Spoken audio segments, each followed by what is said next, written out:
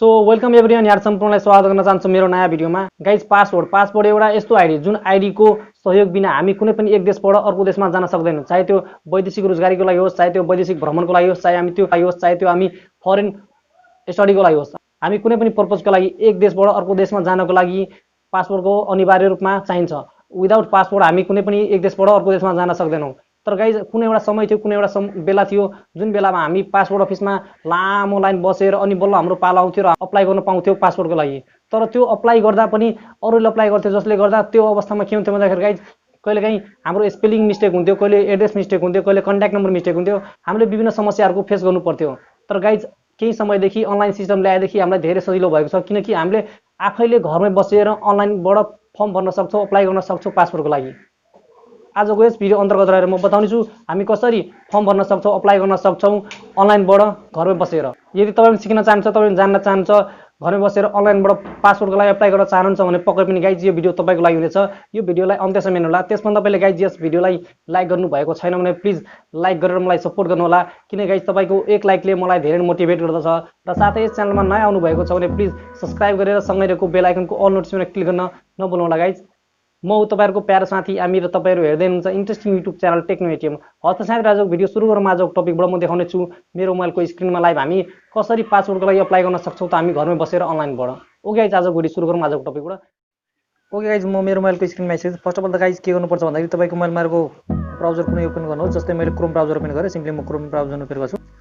Simply Chrome browser open गरेपछि simply यहाँ type गर्नुहोस् नेपाल पासपोर्ट .gov.np। सिम्पली यो टाइप गरेर यहाँ सर्च गर्नुहोस्। सिम्पली टाइप गरेपछि गाइज हेर्न सक्नुहुन्छ यसको फर्स्ट इन्टरफेस यसको यस्तो देखिनेछ। सिम्पली यसलाई के गर्नु पऱ्यो भन्दाखेरि माथि 3 डटमा टच गरेर यहाँ डेस्कटप साइडमा कन्भर्ट गर्नुहोस्। पहिला हेर्न सक्नुहुन्छ गाइज मेरो डेस्कटप साइडमा कन्भर्ट भइसक्यो। केही सूचनाहरू यहाँ आउनेछ, सिम्पली यसलाई क्लोज गर्नु होला। क्लोज गरेपछि तल स्क्रोल गर्नु है गाइज। तल स्क्रोल गरेपछि यहाँ हेर्न सक्नुहुन्छ guys apply online pre enrolment देख्नुहुन्छ। सिम्पली यसमा टच गर्नुहोस्। यसमा टच गरेपछि हेर्न सक्नुहुन्छ गाइज यसको यस्तो इन्टरफेस माथि पपअप विन्डो एउटा देखिनेछ। यसमा के लेखेर आइरहेछ भन्दाखेरि हेर्न सक्नुहुन्छ guys apply online pre enrolment instruction for online pre enrolment पूर्व प्रत्यक्ष दर्ता प्रणाली अप्लाई अनलाइन। यो यसमा के हुन्छ भन्दाखेरि गाइज हामीलाई अब कसरी अप्लाई गर्ने हो त्यो तरिका सिकाएको। यसमा अब तलपट्टि सबभन्दा तलपट्टि हेर्न सक्नुहुन्छ गाइज अप्लाई अनलाइन भन्ने अप्सन देख्नुहुन्छ। सिम्पली यसमा क्लिक हियरमा टच गर्नुहोस्।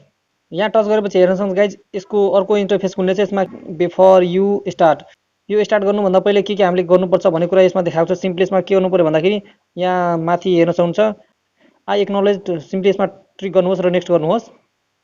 ओके गाइज, यसको अर्को पपअप विन्डो खुल्नेछ। यसमा के लेखेर आइरहेछ भन्दाखेरि क्याप्चा भ्यालिडेसन। सिम्पली यसमा यो जुन क्याप्चा आएको छ सिम्पली यसमा टाइप गर्नुहोस्। जस्तै मैले यहाँ टाइप गर्छु।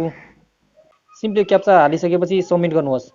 सबमिट गरेपछि हेर्न सक्नुहुन्छ गाइज अर्को इन्टरफेस खुल्नेछ। यसमा सम्पूर्ण डिटेल हेर्न सक्नुहुन्छ, धेरै कुराहरू रहेको छ। अब यसमा के कुराहरू रहेको छ भन्दाखेरि माथिपट्टि हेर्न सक्नुहुन्छ पर्सनल इन्फर्मेसन, त्यस्तै सेकेन्डमा रहेको छ नेक्स्ट अफ किन इन्फर्मेसन, थर्डमा रहेको छ अपोइन्टमेन्ट र फोर्थमा रहेको छ प्रिभ्यू। यसमा के हुन्छ भन्दाखेरि गाइज हामीले लस्करै फर्स्ट सेकेन्ड थर्ड फोर्थसम्म हामीले सबै कुरा प्रपर कुरा मिलाएर मात्रै हामीले अगाडि बढ्न सक्छौँ। त्यही कुरा यसमा देखाएको छ। अब सिम्पली यसमा के गर्नुपर्छ भन्दाखेरि अब हामी फर्स्ट यहाँ हेर्न सक्नुहुन्छ गाइज डबल स्टार रहेको छ mandatory field for save draft double स्टारमा, र त्यस्तै सिङ्गल स्टारमा यतापट्टि मेन्डेटरी फिल्ड फर सबमिट। यो हेर्न सक्नुहुन्छ गाइज यो यसको अर्थ के भन्दाखेरि जति पनि जुनमा रातो स्टार देखाएको छ त्यो हामीले अनिवार्य रूपमा हामीले खाली ठाउँ छोड्न मिल्दैन, जसले गर्दा रातो स्टार देखाएको हो। सिम्पली म सबैमा पहिला यो फर्म फिलअप गर्छु गाइज। ओके गाइज, मैले यो फर्म सबै फिलअप गरिसकेँ। हेर्न सक्नुहुन्छ गाइज मैले सबै फर्म फिलअप गरिसकेको छु र यसमा तलपट्टि हेर्न सक्नुहुन्छ हाउस नम्बर, मोबाइल नम्बर र इमेल नम्बर भन्ने छ। यसमा हाल्न पनि सक्नुहुन्छ, नहाल्न पनि सक्नुहुन्छ। ओके गाइज, हेर्न सक्नुहुन्छ मैले सम्पूर्ण फिलअप गरिसकेँ यो फर्महरू। अब यसमा सिम्पली नेक्स्ट गर्न सक्नुहुन्छ। तर हेर्न सक्नुहुन्छ गाइज मैले कतिपय कुराहरू भरेको छैन। जस्तै यहाँ हेर्न सक्नुहुन्छ 10 नम्बरमा रहेको छ ओल्ड पासवर्ड। त्यस्तै यसमा ओल्ड पासवर्ड यदि तपाईँसँग कुनै पहिले पासवर्ड बनाइसक्नु भएको थियो भने त्यो पासवर्ड नम्बर हाल्नुपर्ने हुन्छ। तर मसँग कुनै पासवर्ड नम्बर छैन, जसले गर्दा मैले यसलाई खाली नै छोडिदिएँ। र तलपट्टि हेर्नु सक्नुहुन्छ हाउस नम्बर छैन, मेरो फोन नम्बर मैले हालेको छैन। सिम्पली म यसलाई गर्छु। नेक्स्ट गरेपछि हेर्न सक्नुहुन्छ अर्को इन्टरफेस खुल्नेछ। यसमा फेरि हामीले फर्म भन्नुपर्ने हुन्छ। यसमा अब के भन्नुपर्ने हुन्छ भन्दाखेरि म सम्पूर्ण भरेर यहाँहरूलाई देखाउन चाहन्छु। यदि तपाईँ श्रीमती हुनुहुन्छ भने तपाईँको हस्बेन्डको हाल्नुपर्ने हुन्छ। यदि तपाईँ हस्बेन्ड हुनुहुन्छ भने तपाईँको श्रीमतीको हाल्नुपर्ने हुन्छ। यदि तपाईँ अनम्यारिड हुनुहुन्छ भने प्यारेन्ट्सको यहाँ डिटेल हाल्नुपर्ने हुन्छ। सिम्पली यो फर्मलाई फिलअप म गर्छु। हेर्नुहोस् गाइज, मैले यो फर्म पनि फिलअप गरिसकेँ, यसमा पनि फिलअप गरिसकेँ। अब नेक्स्ट सिम्पली यसमा नेक्स्ट गर्नुहोस्। अब यो फिलअप गरिसकेपछि यहाँ हेर्नुहोस् गाइज, हामी तेस्रो नम्बरमा पुगिसक्यो। के रहेको छ भन्दाखेरि अपोइन्टमेन्टको लागि रहेको छ। यो अपोइन्टमेन्टको लागि रहेको छ। अब यसमा मेन्डेटरी फिल फर सबमिट भनेको छ। अब यसमा के गर्नुपर्छ भन्दाखेरि गाइज जस्तै माथिपट्टि हेर्न सक्छ एप्लिकेसन सोर्स भनेको सिम्पली यसमा टच गर्नुहोस्। यसमा टच गरेपछि यो कुन सोर्सबाट झिक्न चाहनुहुन्छ त्यो सोर्सको खुलाउनु पर्ने हुन्छ। जस्तै मैले डिओपीबाट झिक्छु, त्यसले गर्दा मैले डिओपी हालेँ। गरेपछि सिम्पली यसमा हेर्न सक्नुहुन्छ डेट अफ अपोइन्टमेन्ट। तपाईँ जुन डेटमा यो पासपोर्ट अफिस जान चाहनुहुन्छ त्यो डेटमा यहाँ हाल्नुपर्ने हुन्छ। यदि तपाईँसँग टाइम भएको बेला जान चाहनुहुन्छ भने सिम्पली यसमा डेट नहालिकन सिम्पली नेक्स्ट गर्नुहोस्। जस्तै मैले नेक्स्ट गरेँ।